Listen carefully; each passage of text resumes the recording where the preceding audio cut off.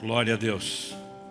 Nós vamos passar ao Ministério da Palavra e quero convidar você, em primeiro lugar, a abrir seu coração a Deus, mas também abrir a sua Bíblia no Evangelho de Mateus, no capítulo 3, e nós vamos ler os versos 16 e 17. Evangelho de Mateus, capítulo 3, 16 e 17.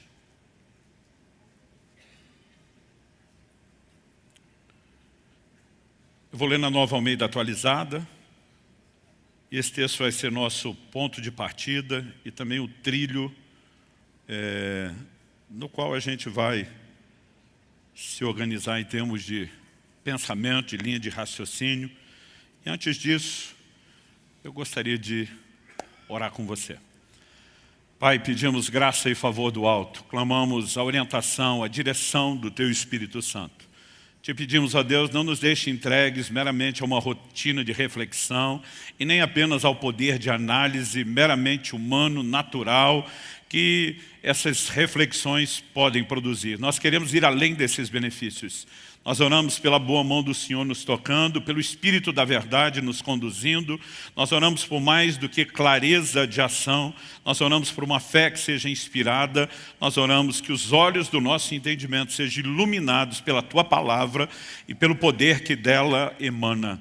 E desde já, Te damos honra, Te damos glória e Te damos louvor pela certeza daquilo que o Senhor fará em nome de Jesus. Amém. Bom, Mateus capítulo 3, versos 16 e 17 diz: Depois de batizado, Jesus logo saiu da água.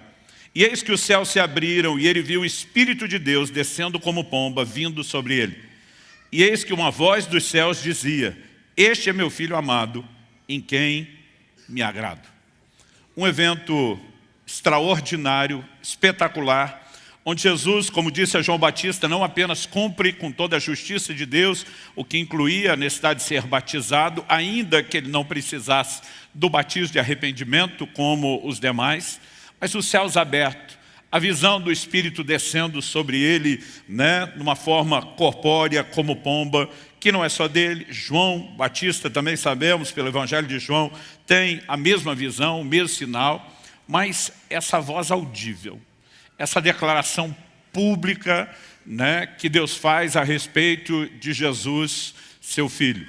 Este é meu Filho amado, em quem eu me agrado. Será que você pode repetir essa frase comigo? Diga: este é meu Filho amado, em quem me agrado. Há duas declarações e é justamente nesses dois focos que eu quero colocar a ênfase do nosso ensino. Em primeiro lugar, Deus reconhece que Jesus é o Filho que Ele ama, o Filho amado. Mas Ele também faz uma declaração: é o Filho em quem me agrado. Basicamente, o que Ele estava falando a respeito de Jesus é que Ele era tanto amado quanto agradável. E esse é o tema da minha mensagem hoje: amado e agradável. Na verdade, nós percebemos só no Evangelho de Mateus que o Senhor faz outras duas declarações, que o Pai faz outras duas declarações sobre o Senhor Jesus do mesmo teor. Em Mateus, no capítulo 12, eu vou ler agora os versos 17 e 18, nós temos um registro. Isso aconteceu para se cumprir o que foi dito por meio do profeta Isaías.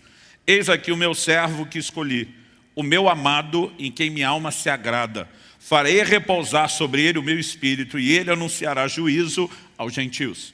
Então, o reconhecimento de que o Espírito repousaria sobre ele, somado a essa declaração do livro de Isaías, de que não apenas era o servo escolhido, aqui há uma aplicação direta como filho amado, mas também aquele em quem Deus se agradava. Na primeira passagem que lemos, Mateus 3, nós temos uma declaração personalizada de Deus. Aqui, em Mateus 12, nós temos a aplicação de uma porção da Escritura. E evidentemente o Espírito Santo, guiando o evangelista Mateus, está dizendo: em Cristo nós temos o cumprimento dessa palavra. Mas há um terceiro momento que acontece quando Jesus está orando no monte, que nós apelidamos de o Monte da Transfiguração.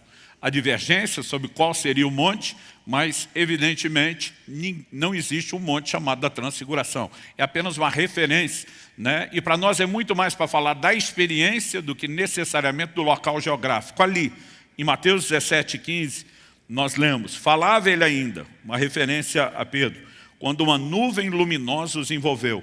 E eis vindo da nuvem uma voz que dizia: este é o meu filho amado, em quem me agrado. Escutem o que ele diz. Então agora, assim como no primeiro texto de Mateus 3, do batismo de Jesus, novamente, o Pai Celeste fala de uma forma audível, não para toda a audiência anterior do dia do batismo, mas aqui o apóstolo Pedro ouve, né, essa declaração e mais uma vez, Deus está sustentando as mesmas duas verdades. Jesus é o Filho amado, em quem Ele se agrada. E o que eu quero te mostrar é que esses dois aspectos, amado e agradável, são dois elementos chaves no nosso relacionamento com Deus. E eu quero te provar hoje, construindo, né, o que eu quero chamar de doutrina bíblica, porque a gente quer trazer embasamento bíblico para isso, que são dois elementos importantíssimos, que eles não são divergentes, que eles não são excludentes, mas que na verdade eles são complementares. E que isso não deveria apenas ser encontrado na vida de Jesus, mas são dois elementos que precisam estar presentes na minha e na sua vida. A Bíblia fala muito sobre sermos amados por Deus. E eu não vou falar muito sobre isso, porque é um assunto sacramentado, bem fundamentado, conhecido, entendido, embora eu vá mencionar aqui alguns textos, são importantes não só para a nossa memória, mas sempre para fortalecer a nossa fé, para trazer ânimo ao nosso coração. Mas a mesma Bíblia que fala que somos amados por Deus, nos apresenta o que eu quero classificar aqui de uma doutrina. Doutrina é um conjunto de ensinos que pode ser organizado, sistematizado. Uma doutrina bíblica sobre agradar a Deus. Porque o mesmo Deus que nos declara amados, espera que nós sejamos agradáveis a Ele.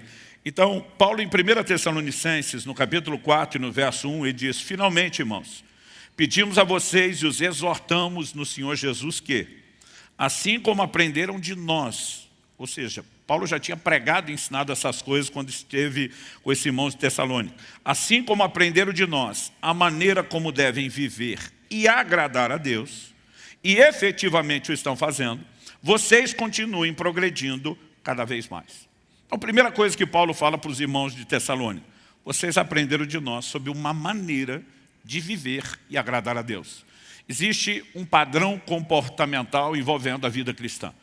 O que é óbvio, dispensa qualquer necessidade de debate quando você vê todo o volume de orientações, não só dos evangelhos, mas principalmente das epístolas, sobre o comportamento do cristão em todas as áreas. A ênfase bíblica do comportamento do cristão não tem a ver com mérito.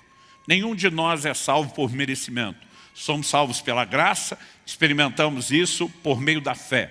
E algo que eu e você precisamos, de fato, entender e compreender é que mesmo que o comportamento não tenha nada a ver com merecer, ele é parte daquilo que se espera de nós. Isso é indiscutível na doutrina bíblica. Estou dizendo isso porque cada vez mais eu vejo uma doutrina que tem se propagado no Brasil e no mundo, que ela relativiza todo o restante da Bíblia, em nome de uma verdade da Bíblia, que nem está sendo defendida de forma correta, está sendo distorcida, que é a graça.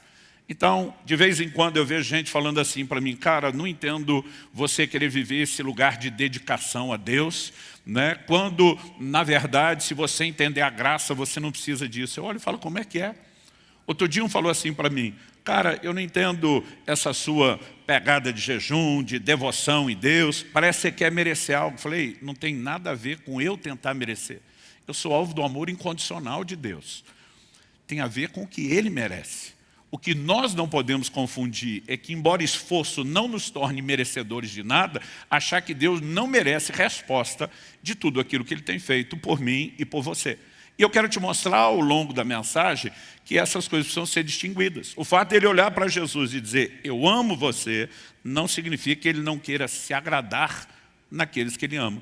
E o que eu quero te mostrar é que tem gente amada por Deus que não está agradando a Deus. Uma coisa não deveria excluir a outra. Nós deveríamos unir essas duas num combo, assim como Jesus, que leve o Senhor com um sorriso no rosto e de boca cheia falar o mesmo que foi dito de nós. Meu filho ou minha filha amada, meu filho, minha filha em quem eu me agrado. Né? Porque essas coisas não precisam excluir uma da outra. Outro dia uma pessoa falou para mim, não, você só está preocupado com dedicação, porque você ainda não teve a revelação do amor incondicional de Deus. Eu falei, então me compartilhe sua revelação, me ajude a crescer. Ele falou, o dia que você entendeu o amor incondicional, não precisa preocupar com o que você faz. Eu falei, me ajude, explica. Ele falou assim, nada que você fizer de bom vai fazer Deus te amar mais. E nada que você fizer de ruim vai fazer Deus te amar menos. Eu falei, essa é a grande revelação que você teve? Eu falei, isso eu expliquei para o meu filho quando ele tinha 11 anos de idade. E nem estava falando de Deus, estava falando de mim como pai. Meu filho chega da escola, toda a linguagem corporal mostra que ele está com medo de conversar comigo. Ele baixa o olhar, não consegue me encarar, as pernas estão tremendo, né, que nem vara verde. Naquela época do bimestre, que os alunos têm que trazer para os pais o boletim escolar. Eu nem precisei de revelação. A linguagem corporal toda dizia. Quando eu vi toda a dificuldade, eu falei, por acaso você tem na sua mochila um boletim com nota vermelha? Ele ficou apavorado, porque era a primeira vez que isso tinha acontecido. E o culpado, basicamente, eu estava acreditando que era eu mesmo. Porque eu lembro que era começo de março, mal tinham voltado às aulas depois do carnaval. Falei para a Kelly, eu quero levar a família toda a viajar comigo uma semana. Meu ritmo está muito intenso, eu preciso desse tempo. Ela falou, vai prejudicar o Israel, as aulas já voltaram. Kelly, como orientadora pedagógica, sempre levou isso mais a sério do que eu. Falei, olha, eu estou disposto a lidar com qualquer consequência. Essa é uma viagem importante e eu quero que todo mundo vá comigo.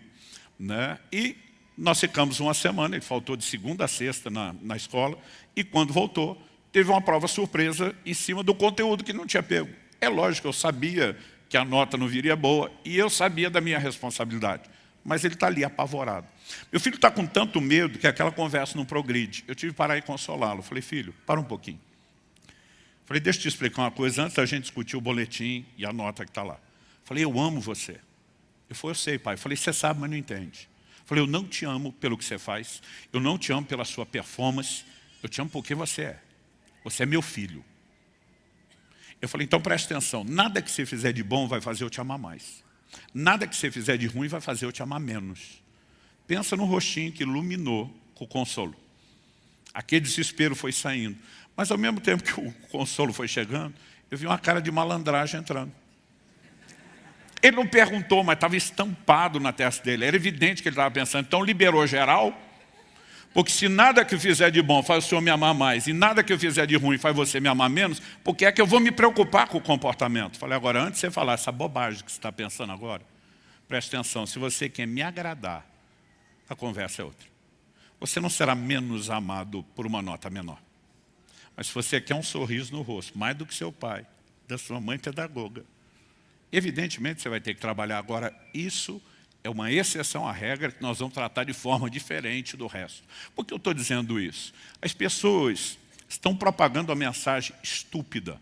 Ela não é apenas equivocada, ela é estúpida. De que porque Deus te ama de forma incondicional, você pode tratá-lo como lixo. De onde foi que nós tiramos isso? Que porque somos amados, nós não precisamos honrar a Deus. Qual é o maior mandamento destacado por Jesus na Escritura? Amarás o Senhor teu Deus de todo o teu coração, com toda a tua alma, com todo o teu entendimento. Agora, eu amo Ele de todo o coração, mas não preciso me preocupar em tratá-lo bem?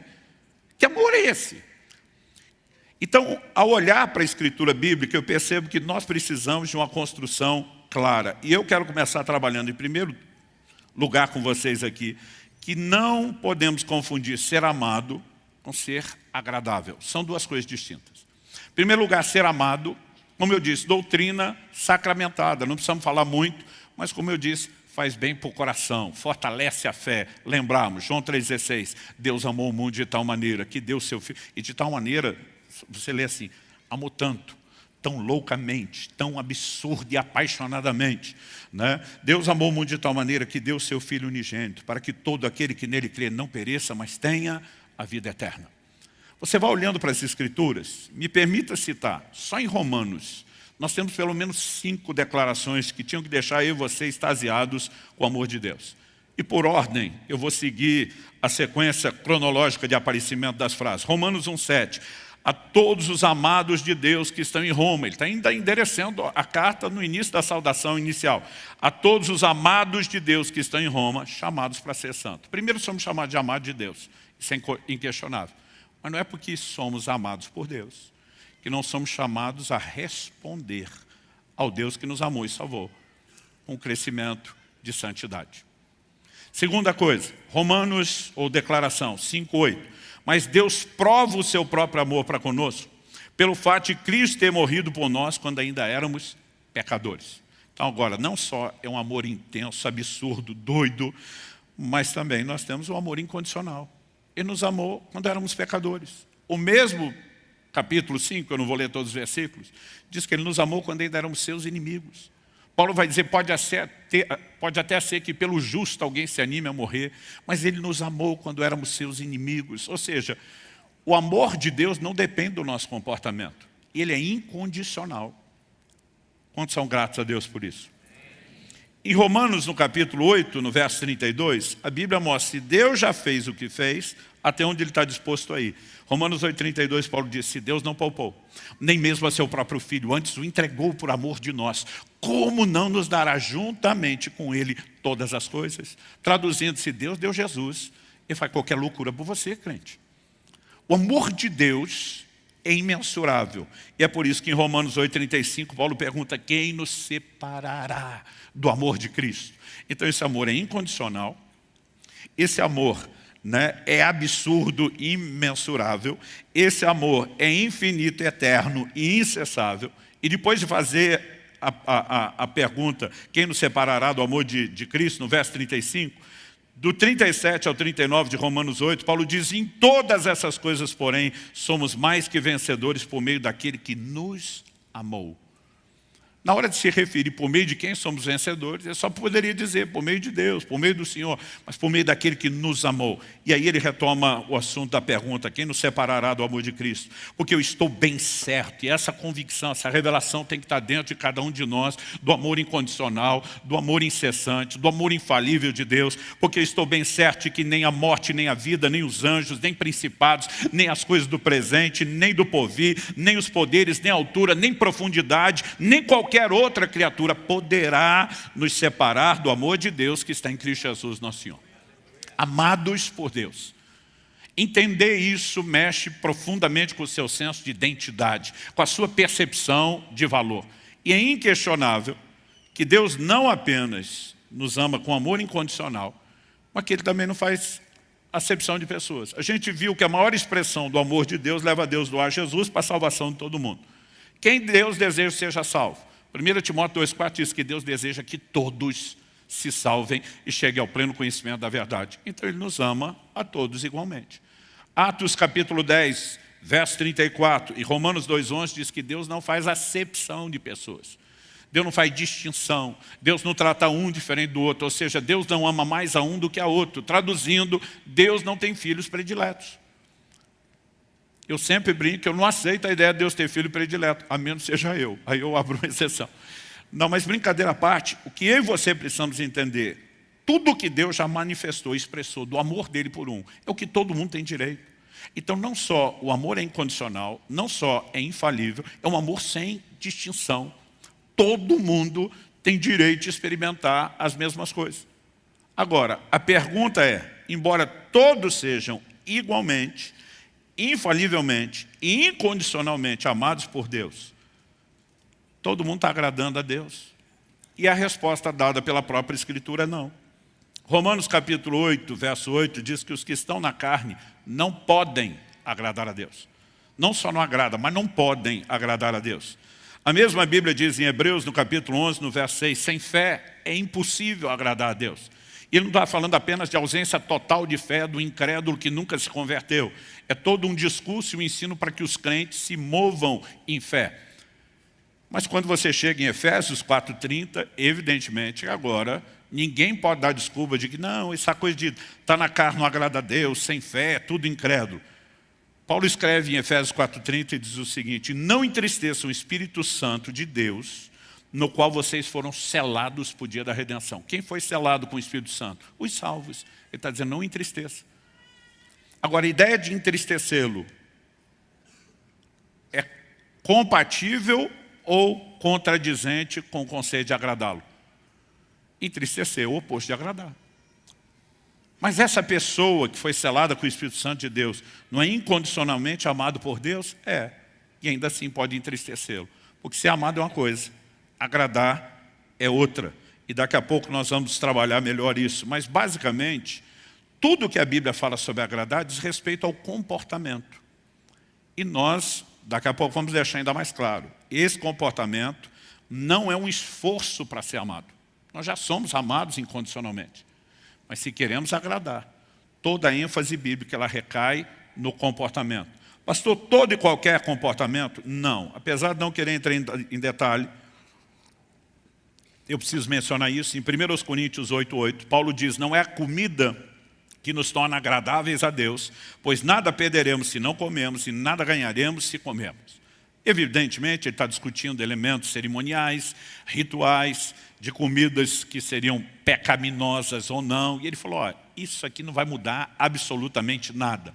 Mas existem comportamentos que nos tornam agradáveis a Deus? Sim, há outros comportamentos que sim.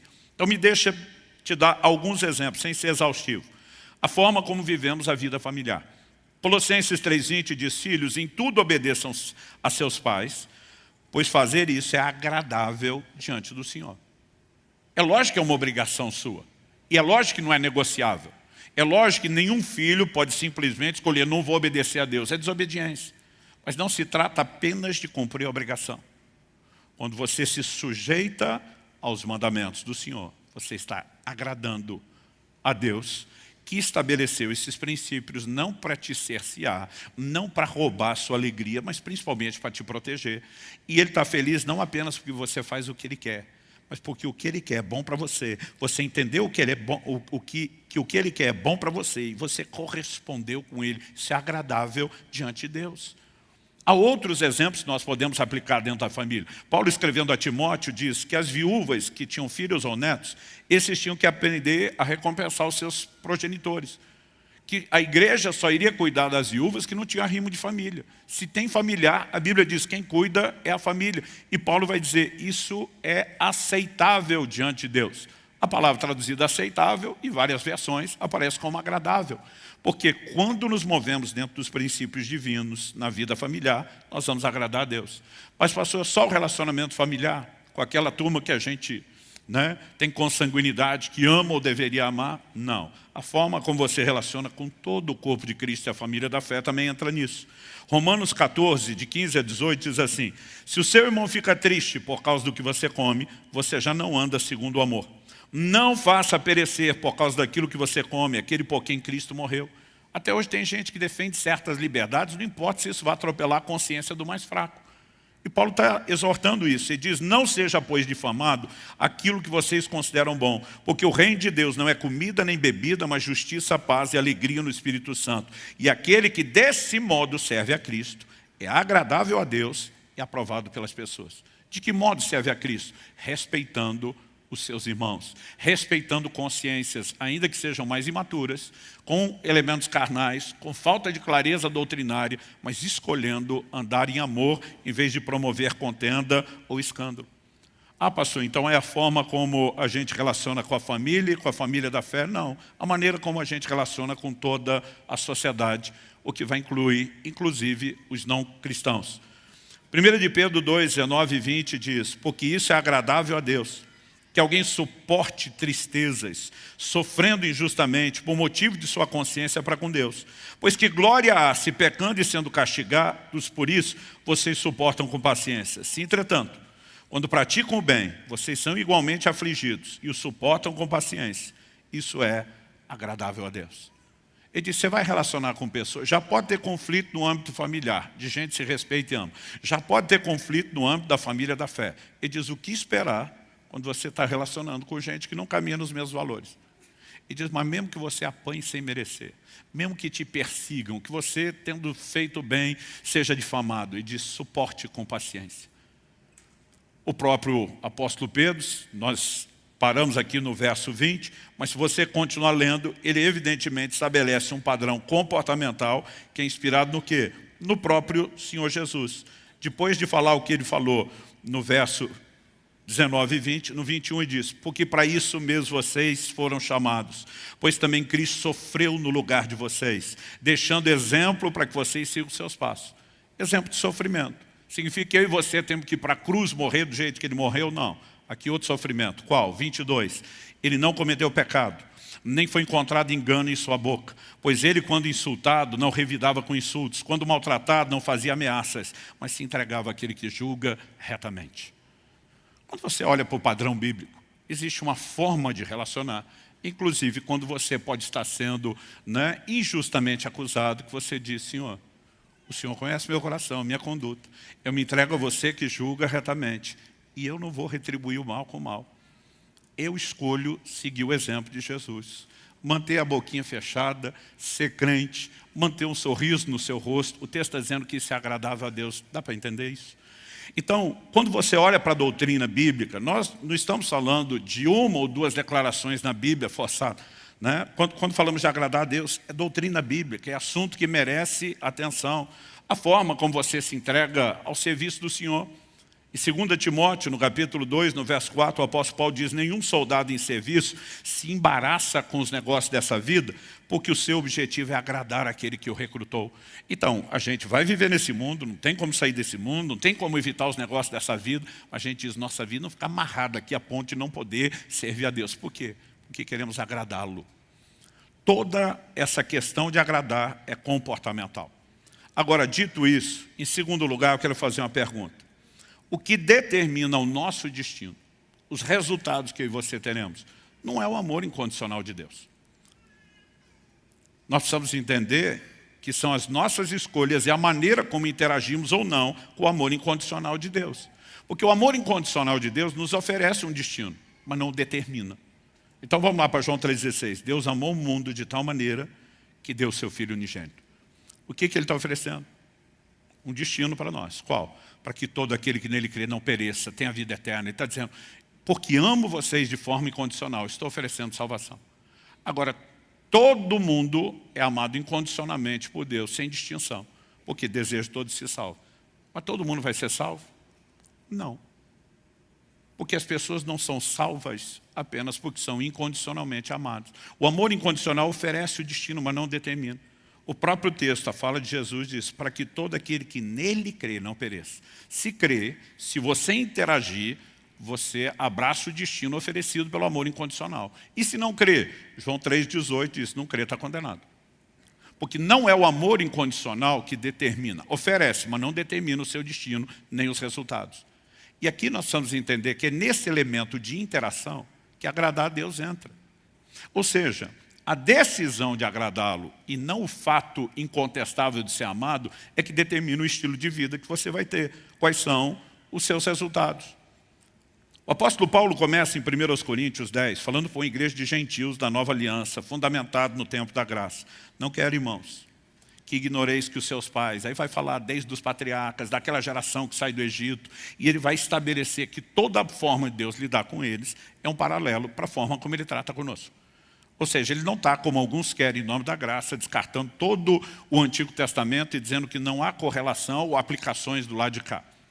E aí você tem um paralelo interessante.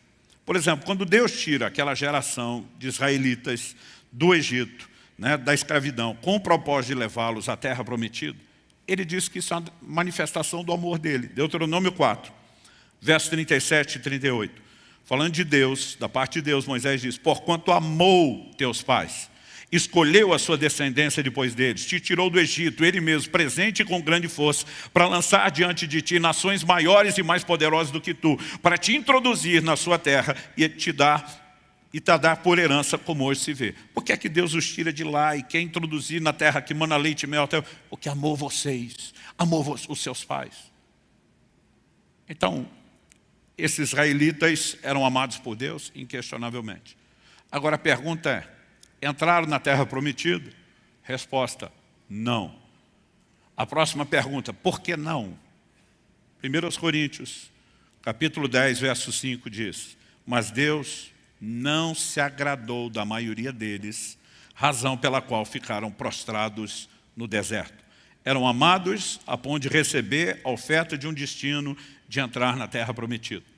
mas porque Deus não se agradou deles. Eles não experimentaram o destino que Ele, no seu amor incondicional, ofereceu. E, aliás, o verso seguinte, o 6, depois de falar que Deus não se agradou, e essa é a razão pela qual ficaram prostrados no deserto, o verso seguinte, o 6, diz, ora, essas coisas se tornaram exemplos para nós. Que tipo de exemplo? Toda a lógica é que a gente não tropece, como eles tropeçaram. Ou seja, que a gente não caia no engano de achar que porque somos amados, não precisamos agradar. Quem está entendendo? Então, são questões distintas. E nós precisamos entender que agradar a Deus tem a ver com a conduta. Ser amado, não. Nada que você fizer, de bom ou de ruim, vai fazer você ser mais ou menos amado. Mas o que você faz de bom ou de ruim, vai agradar ou desagradar. E o departamento de agradar, embora não tenha a ver com mérito, tem a ver com conduta. E quando a gente fala da conduta, dá para dividir isso em dois elementos que precisam também ficar claros. Comportamento, que são as ações que externamos, e motivação. Razões que nem sempre aparecem, motivos interiores que nem sempre aparecem nas nossas ações externas. Vamos começar do comportamento. Colossenses 1, 9 e 10. Paulo diz, por essa razão também nós, desde o dia em que soubemos disso, não deixamos de orar por vocês e de pedir que transbordem do pleno conhecimento da vontade de Deus em toda a sabedoria e entendimento espiritual. Não deixamos de orar por você. Pensa num cara que está lutando em oração pelos colossenses. Por que motivo? Verso 10. Dessa maneira, orando por vocês, alcançando os resultados dessa oração, dessa maneira, poderão viver de modo digno do Senhor, para o seu inteiro agrado, frutificando em toda a boa obra e crescendo no conhecimento de Deus. Não só a Bíblia fala que é para agradar a Deus, mas para o inteiro agrado. Tem a medida cheia que dá para agradar. E isso, ele diz, tem a ver com viver de modo digno do Senhor. Daqui a pouco eu vou mexer nesse assunto e departamento, mas vale destacar isso. Quanto à motivação, em 1 Tessalonicenses 2, 3 e 4, o apóstolo Paulo diz, pois a nossa exortação não procede de erro ou de intenções impuras, nem se baseia no engano. Pelo contrário, visto que fomos aprovados por Deus, a ponto de Ele nos confiar o Evangelho, assim falamos não para agradar as pessoas, e sim para agradar a Deus que prova o nosso coração. Por que está falando do Deus que prova o coração? Eu for agradar as pessoas, você pode ter um comportamento externo teatral. E algumas questões de dentro podem não ser vistas ou percebidas. Mas Paulo está defendendo é o lado de dentro. E diz, a nossa exortação não procede de erro. Ele diz, não vem de intenções impuras, não tem engano. Ele diz, não tem teatro aqui.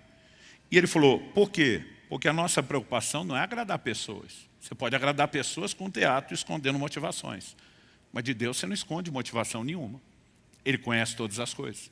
Ele está dizendo, o que nós queremos é agradar a Deus, que examina profundamente o coração. Então, embora a gente fale de comportamento, temos que partir da premissa de que isso parte de um coração correto que transborda. Estou dizendo isso porque, como nunca, eu tenho visto grupos cada vez maiores e crescentes atacando todo e qualquer forma de ensino, de dedicação a Deus. Como se a gente estivesse ultrajando a graça, a fé, né? Como se a gente estivesse simplesmente tentando pregar merecimento. Quando nós falamos de uma resposta a Deus, nós não estamos falando do nosso mérito. Nós estamos falando do mérito dele. Então, nada que você fizer de bom vai te fazer merecedor de ser mais amado. Agora a pergunta é, o Deus que te amou incondicionalmente não merece ser bem tratado por você? Então você pode cuspir na cara dele, tratá-lo como lixo só porque você é incondicionalmente amado? Isso, além de ser antibíblico, não faz o menor sentido de qualquer perspectiva, né, de relacionamento. Somos chamados para um relacionamento com Deus. Então, só porque Ele nos ama de qualquer forma, nós simplesmente não temos que tratá-lo bem? Onde ficaria, dentro dessa perspectiva, aquilo que Jesus classifica de um maior mandamento, amá-lo, não só amá-lo, de todo o coração, com toda a nossa alma, com todo o nosso entendimento, com todas as forças. Não é para amar, mas não é para agradar. Eu simplesmente fico tentando perceber o que é esse malabarismo doutrinário onde entramos. A coisa deveria ser simples desde o início. A Bíblia é a nossa regra de fé, prática e conduta. Você pode dizer amém? Então, ela determina o que a gente crê. Agora, as pessoas estão escolhendo como elas querem acreditar e viver, e depois que elas fecham um acordo sobre isso, agora vamos tentar fazer a Bíblia dizer o que a gente acredita.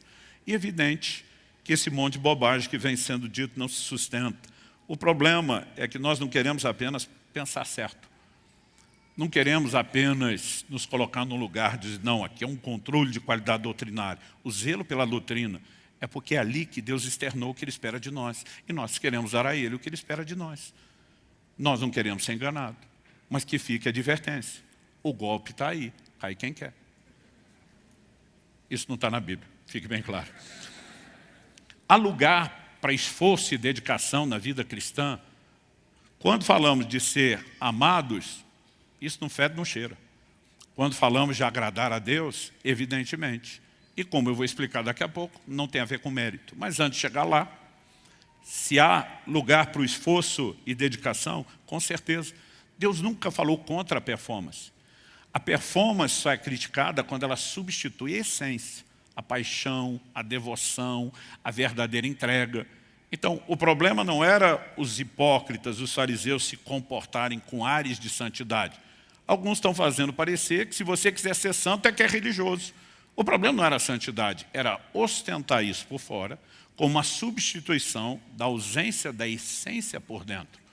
Então, por exemplo, no livro do Apocalipse, o Senhor vai elogiar a performance da igreja de Éfeso, principalmente do anjo, o mensageiro da igreja. Conheço as tuas obras, o teu labor, a tua perseverança. Né? Ele diz, vocês suportaram provas por causa do meu nome, não desfaleceram. Puseste a prova, os que dizem apóstolos não são, os achaste mentirosos. Está falando de uma igreja produtiva, está falando de uma igreja resiliente, está falando de uma igreja que tem controle de qualidade. Ele não está atacando, ele está elogiando.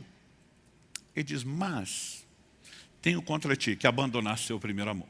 O que ele está dizendo é, não adianta ter performance estratosférica e a paixão está lá no chinelo. Porque se a performance é a consequência da paixão, ótimo. Mas se ela se tornar um substituto, aí você está vivendo de teatro e perdeu a essência. Mas daí a gente começar a atacar a performance como se ela sozinha sempre definisse religiosidade, é antibíblico. Eu quero rapidamente mostrar isso. Há lugar para esforço na vida cristã? Em Atos 24, 16, Paulo mostra que ele se esforçava por uma consciência pura. Ele diz, por isso também me esforço por ter sempre uma consciência pura diante de Deus e dos homens. Em Colossenses 1, 29, Paulo fala de esforço na pregação do Evangelho. É para esse fim que eu me empenho, esforçando-me o mais possível, segundo o poder de Cristo que opera poderosamente em mim. Ele não fala de um esforço que substitui aquilo que Deus vai fazer em nós, mas que coopera, que simplesmente age junto. Efésios 4:3, ele ensinava os outros a fazerem o mesmo, esforçando-vos diligentemente por preservar a unidade do Espírito no vínculo da paz. Ele não só nos chama ao esforço, mas fala diligência, cai para dentro, dedicação, empenho. Então, olhando para a Escritura, não dá para negar a importância da diligência. O apóstolo Pedro diz em 2 de Pedro, capítulo 1, verso 5, por isso mesmo vós, reunindo toda a vossa diligência. Ele falou, não pega nada pela metade, não pega ela parcial, junta tudo que você conseguir aí dentro de você. Reunindo toda a vossa diligência, associar com a vossa fé a virtude, com a virtude o conhecimento. Os próximos versículos ele vai falar ao conhecimento, domínio próprio e várias virtudes. Por que eu estou dizendo isso? Hoje em dia você vai ver as pessoas dizendo, você não precisa de nada, só precisa de fé. Eu digo, de onde saiu essa conversa? Ele diz, você vai associar com a fé é sempre a base, ela vai estar lá o tempo todo. A fé é inegociável em tudo no relacionamento com Deus. Mas nada na Bíblia diz que é a fé sozinho. Hebreus 6:2 diz que nós temos que nos tornar imitadores dos que pela fé e perseverança é a nossa promessa. Vai tentar crer sem perseverar para ver onde é que você vai chegar.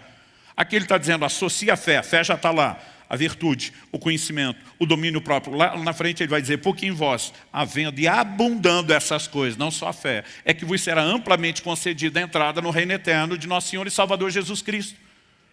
Mas o Evangelho é simples, gente, o Evangelho é simples. Não confunda o simples com simplista. Eles estão tentando simplificar o que nunca existiu. E diz, não, se você só crê, não precisa mais nada. Ele diz, pega a sua fé, bota toda a diligência, usa as outras coisas que Deus está colocando e viva uma vida diferenciada que honre e dignifique o Evangelho que te deu dignidade um dia.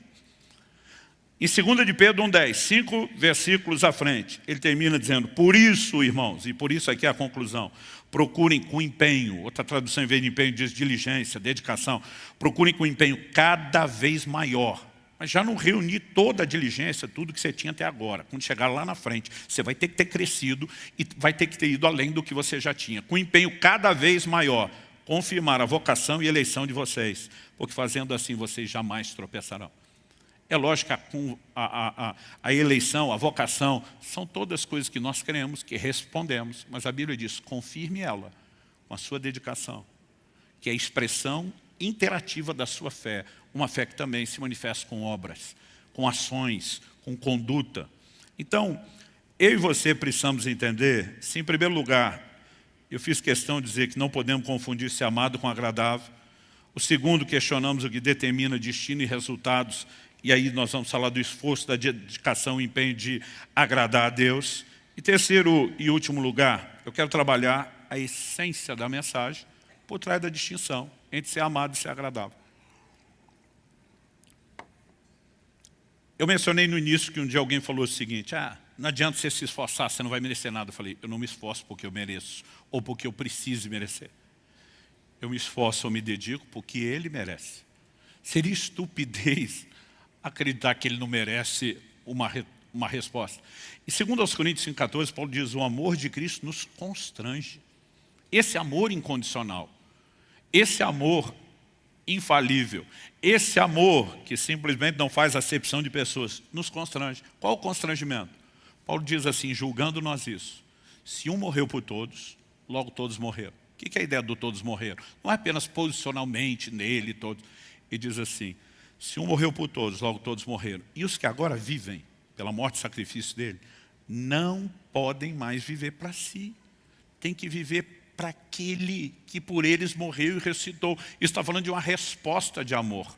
Aonde foi que eu e você lemos que porque Deus nos amou de forma incondicional, a gente não tem que ter resposta. Jesus nos ensina em Lucas 7 sobre quem teve uma percepção de perdão maior da dívida vai amar mais. O tempo todo nós não somos ensinados a retribuir o amor. João escreve e diz, nós o amamos porque Ele nos amou primeiro. Evidentemente que o amor incondicional é dele, nos alcança quando nós não temos nenhuma resposta. Agora, daí é deduzir que você não deve resposta para Ele. Não é só um insulto à doutrina bíblica, é um insulto à inteligência. Eu costumo dizer, tem certas declarações sendo feitas por aí, que não é mais só falta de conhecimento teológico, é falta de massa cinzenta. Não pode ser outra coisa. Só que esse engano maligno está tentando permear o nosso meio, né? E as pessoas estão dizendo, não, se você entender a graça e a fé, você não precisa fazer nada. Eu digo, não precisa fazer para ser amado, não precisa fazer para ter mérito, mas não deve honrar aquele que te honrou, você não deve dignificar o evangelho que te dignificou quando você não tinha nenhuma. Isso é contradição bíblica. Ser amado por Deus fala da importância que nós temos aos olhos dele.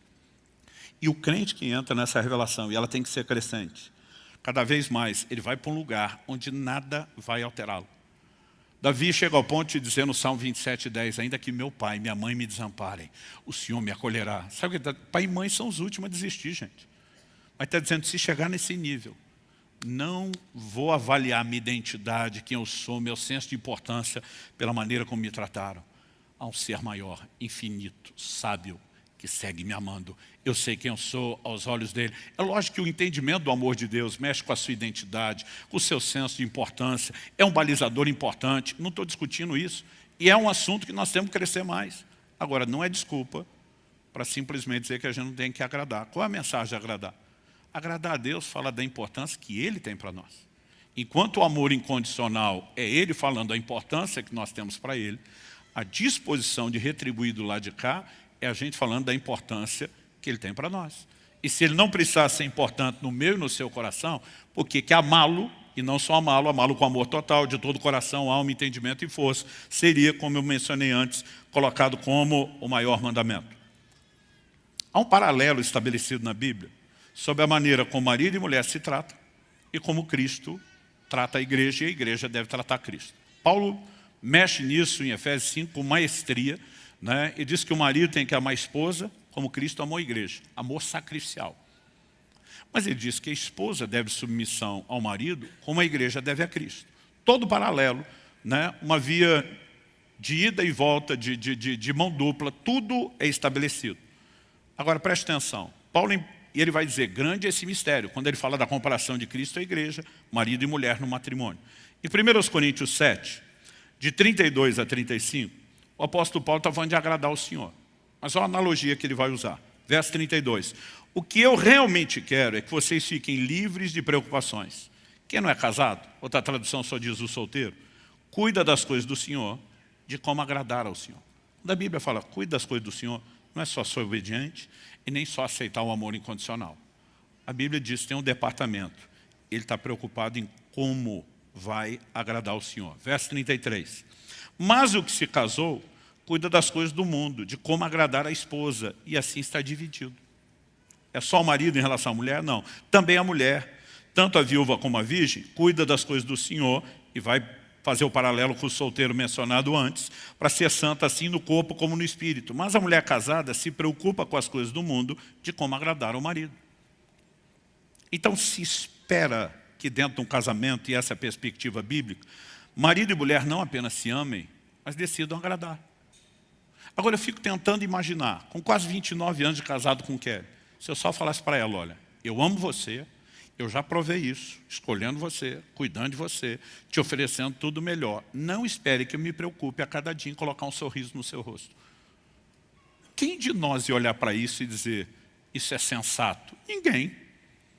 E não importa o quanto ela saiba que é amada, o quanto já declarei, eu vivo procurando formas e maneiras de agradá-lo. Qualquer um vai entender isso no relacionamento. E nós precisamos, de fato, entender que a Bíblia transfere esse paralelo para com Deus. Sobre agradar a Deus, da mesma forma.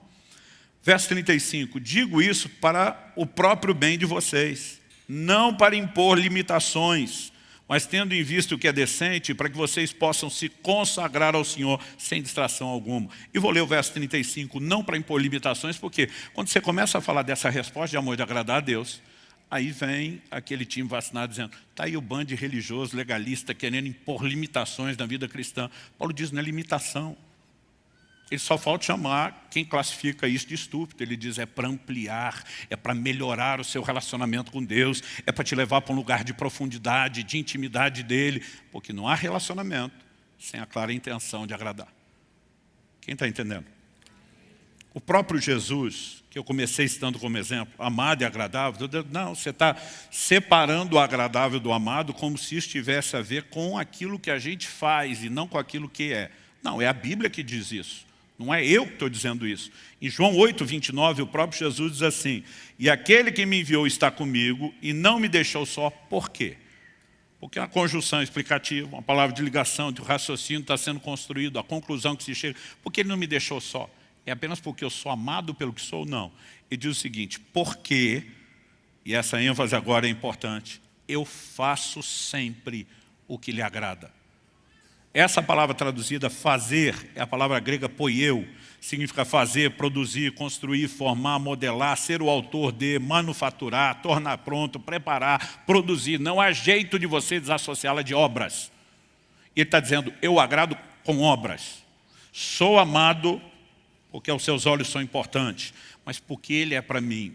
Todo o meu trabalho é demonstrar que eu também o trato como alguém importante. Quem está entendendo isso? Deus não se agrada de qualquer comportamento dos seus filhos, embora continue amando. Eu falei antes que o amor incondicional de Deus oferece, mas não determina o destino. Então Deus amou o mundo, quer que todos se salvem. Mas quem crer será salvo, quem não crer será condenado. Esse que não creu, que não correspondeu à oferta do amor de Deus, e foi para a perdição do inferno. Curioso, ou trágico, é que ele irá para o inferno, incondicionalmente amado por Deus. Infalivelmente amado por Deus, mas sem deixar que o amor de Deus funcione na sua vida. Porque eu e você precisamos entender que mesmo quando o amor não afeta o nosso destino, não significa que Deus deixou de amar. Então defender que só porque somos incondicionalmente amados podemos viver de qualquer forma, eu repito, não é só tolice, é abraçar deliberadamente uma proposta maligna de distorção das Escrituras. Então, Olha o que Deus diz no livro de Hebreus, capítulo 12, de 5 a 7.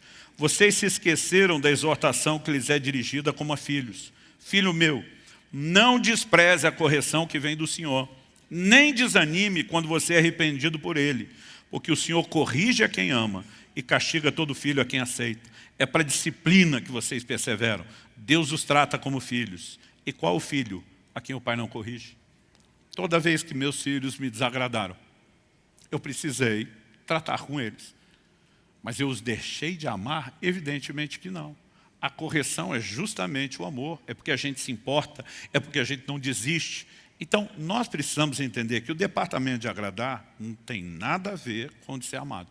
Só que quando nós estamos agradando, o Deus que ama, diz: ei, porque eu amo, eu não vou te deixar largado, fazendo o que você quer, inclusive indo para longe de mim. Eu vou lutar por você e pelo seu melhor. Em Apocalipse 3, no verso 19, o próprio Jesus diz: eu repreendo e disciplino aqueles que amo. Portanto, seja zeloso e arrependa-se. Disciplino quem? Quem eu amo. Não deixou de amar, mas está disciplinando por quê? Se está feliz e está agradado porque, não importa o que você faça, quem você é agora, pelo sacrifício de Cristo, está tudo bem. Então, que bipolaridade é essa de Jesus? Repreender, dizer que disciplina, dizer seja zeloso, arrependa-se, ou seja, muda o seu comportamento, se para ele está tudo bem, do jeito que muitos estão tentando fazer a gente acreditar que está. Ao olhar para a Escritura, eu percebo que mesmo sendo amado por Ele, eu e você precisamos agradá-lo. Isso significa entrar no modo de, não é tentar ser digno pelo comportamento. Nós somos dignificados pelo sangue de Jesus, pela graça, a bondade, a misericórdia de Deus. Quantos são gratos a Deus por isso? Mas é dignificar o Deus e o Evangelho que nos dignificou. Filipenses 1, 27, acima de tudo. Ele está dizendo, pega toda a instrução que eu estou dando, mas agora vamos lá para o patamar de cima. Acima de tudo, vivam de modo digno do Evangelho de Cristo. Olha Efésios 4:1. Por isso eu, prisioneiro no Senhor, peço que vocês vivam de maneira digna da vocação que vocês foram chamados. Colossenses 1:10, que já lemos, dessa maneira poderão viver de modo digno do Senhor, para o seu inteiro agrado. 1 Tessalonicenses 2, 11 e 12, vocês sabem muito bem que tratamos cada um de vocês como um pai trata os seus filhos, exortando, consolando, admoestando vocês a viverem de uma maneira digna de Deus, que o chama para o seu reino e glória. Onde é que está na Bíblia? Que eu e você não temos que dignificar Deus e o Evangelho, que nos deu dignidade. E ela não veio por obras. Ela veio por aceitar o amor incondicional, veio por aceitar a oferta do amor divino, mas requer de nós interação. Quem está entendendo, diga amém. Pastor, então há lugar para esforço e dedicação? Para ser mais amado, não. Para ter algum tipo de mérito, não. Para retribuir o amor e reconhecer o mérito de Deus, com certeza. Em 2 Coríntios 5, 9, Paulo diz: é por isso que também nos esforçamos para ser agradáveis a Ele, quer presentes, quer ausentes. Para ser agradável, correr atrás do que Ele quer. Eu e você vamos ter que nos esforçar. Outro dia alguém falou para mim, não, se o dia que você entender a graça, você não está preocupado mais em agradar. Eu digo, eu acho que é o contrário. Porque Hebreus, capítulo 12, de vez em quando eu gosto de dizer para alguns assim, a minha Bíblia, que sempre é irônico e sarcástico, porque supostamente era para ser a mesma coisa, mas é um jeito de dizer, talvez você não leu, diz em Hebreus 12, 28 e 29, por isso, recebendo nós um reino inabalável, retenhamos a graça, pela qual sirvamos a Deus de modo agradável, com reverência e temor, porque o nosso Deus é um fogo consumidor. A Bíblia está dizendo servir a Deus de forma agradável, procurar ser agradável a Ele, é reter a graça. Não querer agradá-lo é que é desperdiçar a graça. Então, que conversa é essa que a graça dispensa agradá-lo? Ela nos empodera para agradá-lo. Até porque tudo o que fazemos, embora tenhamos responsabilidade, Deus nunca confina somente ao nosso esforço. Em Hebreus 13, 20 e 21, mais ao final da epístola, nós vemos o escritor dizendo, ora o Deus da paz, que tornou a trazer dentre os mortos o nosso Senhor Jesus, o grande pastor das ovelhas, pelo sangue da eterna aliança, aperfeiçoe vocês em todo bem, para que possam fazer a vontade dEle. Que Ele opere em nós o que é agradável diante dEle, por meio de Jesus Cristo, a quem seja a glória para todos sempre. Amém. O aperfeiçoamento é nossa responsabilidade? É. Mas quando Ele diz, vos aperfeiçoe, tem a parte dEle. né? Quando ele diz para que possam fazer a vontade dele, evidentemente que eu e você não vamos fazer só com o nosso esforço. Quando ele termina dizendo que ele opere em nós o que é agradável diante dele, eu e você não vamos conseguir sozinho tudo o que é agradável. Nós dependemos de algo que ele faz. Agora, o que ele faz não substitui o que a gente tem que fazer.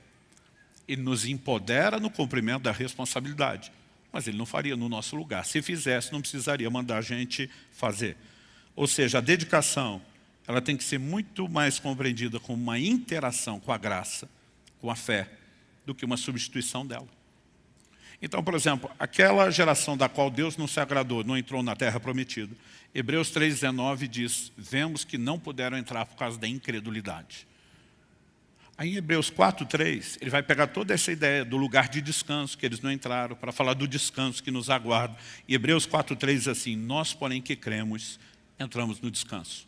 Você só acessa o que Deus tem pela fé. Pela graça sois salvos, Efésios 2,8, mediante a fé. Romanos 5,2, pela fé temos acesso a essa graça. Todo o depósito da graça só se acessa por fé. Então a Bíblia diz, como entramos no descanso? Nós, porém, que cremos, entramos no descanso. Hebreus 4,13. Agora o Hebreus 4,11, falando do mesmo descanso. Portanto, esforcemo-nos por entrar naquele descanso. Outro dia alguém falou, mas peraí, pastor, é fé ou esforço? Falei, o esforço é uma expressão prática da sua fé. Tiago fala de obras que não podem substituir a fé, mas ele fala de uma fé que se expressa por meio de obras. Não são obras de méritos, são obras que sinalizam, que externam a fé. E, evidentemente, o esforço é uma expressão da fé e não uma substituição dela. Por quê? Não é para merecer nada. A gente sabe que somos dignificados em Cristo, mas nós precisamos dar a devida resposta a Ele. Quem está entendendo, diga amém. Eu queria que você ficasse em pé para parecer que está acabando. Hebreus 6, 11 e 12 nos mostra que a diligência, o empenho, a dedicação, na verdade, nos mantém na fé. Não nos rouba, não concorre.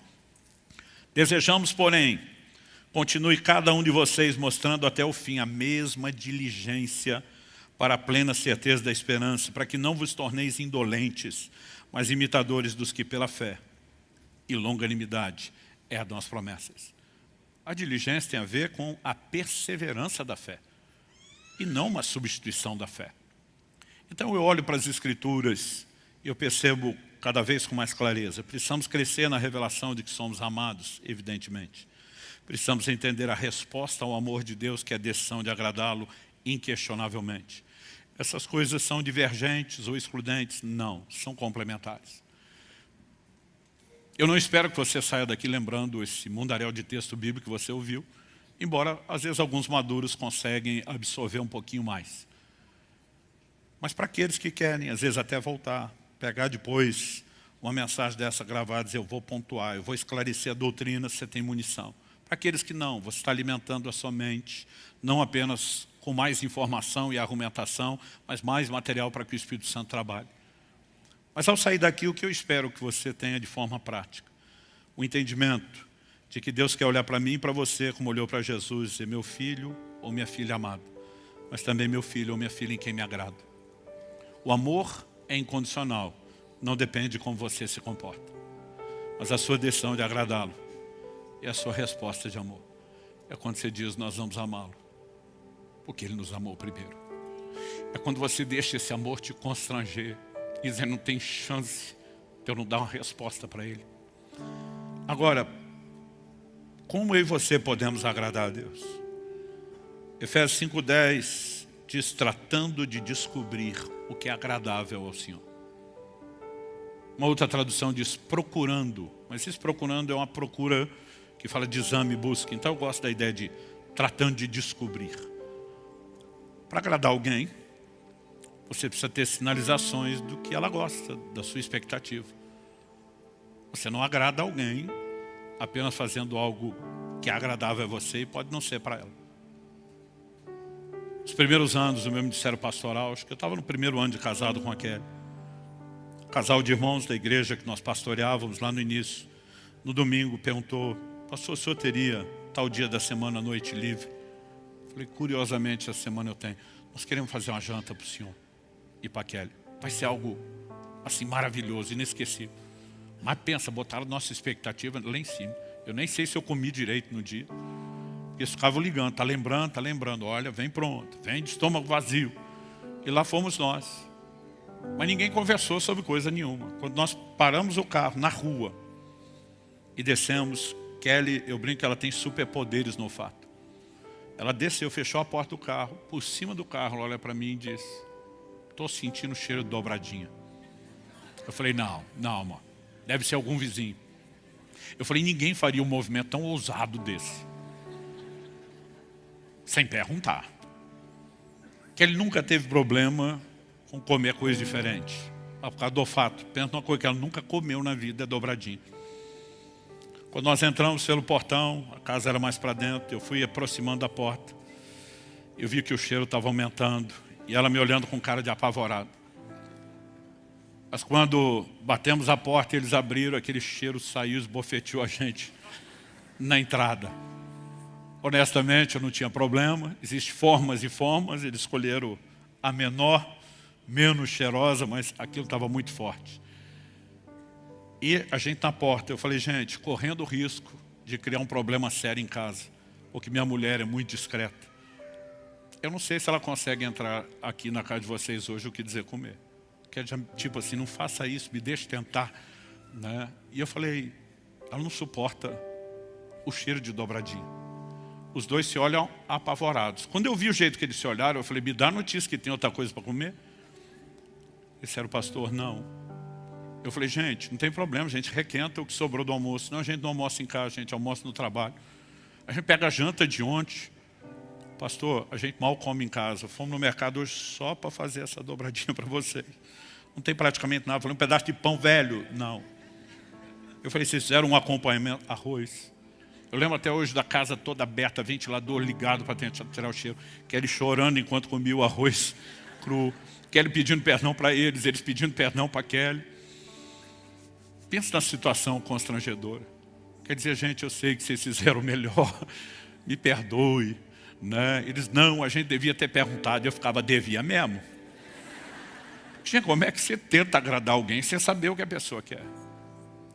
Agora, com Deus não é difícil. Você não tem que surpreendê-lo. O que eu e você precisamos? Olhar para aquilo que ele já sinalizou, esperar de nós. E além de todos os textos bíblicos, 1 João 3,22 diz, aquilo que pedimos dele recebemos, porque guardamos seus mandamentos e fazemos diante dele o que lhe é agradável. Tudo que ele já sinalizou, é só a gente andar nisso.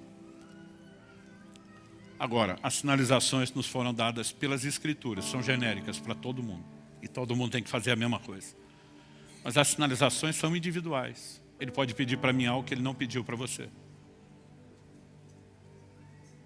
Então, eu tenho um compromisso com Deus de não ter ganho pessoal com a venda dos meus livros. Tem gente que usa isso para atacar quem tem. Eu falo, não, o trabalhador é digno do seu salário.